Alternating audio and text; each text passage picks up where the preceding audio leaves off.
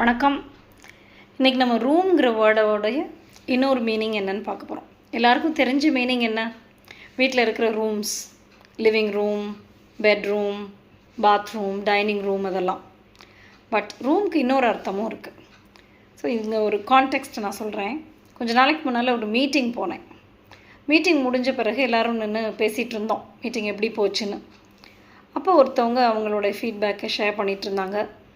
Meeting நல்லா போச்சு, இருந்தாலும் இந்த சில விஷயங்களில் இதை விட இன்னும் நல்லா பண்ணலாம் அடுத்த தடவைன்னு சொல்லும்போது அவங்க ஒரு சென்டென்ஸ் சொன்னாங்க.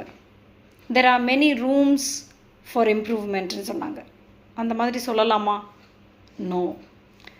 அந்த மாதிரி அர்த்தத்தில் வரும்போது ரூமோட எஸ் போட்டு ரூம்ஸ்னு சொல்லக்கூடாது. ஏன்னா இந்த இடத்துல ரூம் வந்து அன்கவுண்டபிள் நவுனாக இருக்குது. ரூம் அன்கவுண்டபிள் நவுனாக வரும்போது அதோட மீனிங் ஆப்பர்ச்சுனிட்டி, ஸ்கோப், ஸ்பேஸ், அந்த மாதிரி அர்த்தத்துலாம் வரும்.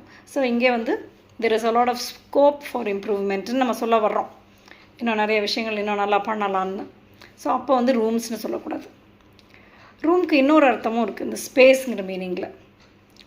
ஒரு இடத்துல நம்ம ஒரு டேபிளை போட்டிருக்கிறோம், பெரிய டேபிள், அந்த டேபிள் ரொம்ப இடத்த அடைக்குது அப்படின்னா நம்ம this table tax up too much room அப்படின்னு சொல்லலாம். அதே மாதிரி டூ லிட்டில் ரூம், நிற்கிறக்கே இடம் இல்லை, there's too little room to stand, there's no room to sit, இதெல்லாம் நம்ம சொல்லலாம். லெக் ரூம் கேள்விப்பட்டிருக்கீங்களா?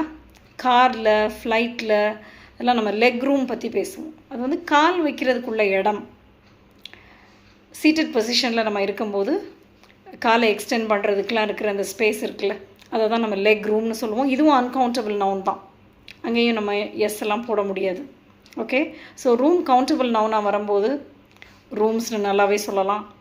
இந்த வீட்டில் 3 ரூம்ஸ் இருக்குதுன்னு சொல்லலாம். இந்த ஹோட்டலில் ஹண்ட்ரட்ஸ் ஆஃப் ரூம்ஸ் இருக்குதுன்னு சொல்லலாம். பட் அன்கவுண்டபிள் நவுனாக யூஸ் பண்ணும்போது இந்த ஆப்பர்ச்சுனிட்டி, ஸ்கோப், ஸ்பேஸ், இந்த மாதிரி அர்த்தத்தில் வரும்போது ரூம் சிங்குலர் ஃபார்மில் தான் யூஸ் பண்ணணும். there's no room for doubt கேள்விப்பட்டிருக்கீங்களா? சந்தேகத்துக்கே இடம் இல்லை அப்படின்னு சொல்லும்போது there's no room for doubtன்னு சொல்லுவோம். ஓகே, ஸோ நீங்களும் ரூமை வந்து அன்கவுண்டபிள் நவுனாக யூஸ் பண்ணி காமெண்ட்ஸில் சென்டென்சஸ் எழுதுங்க, நான் பார்க்குறேன்.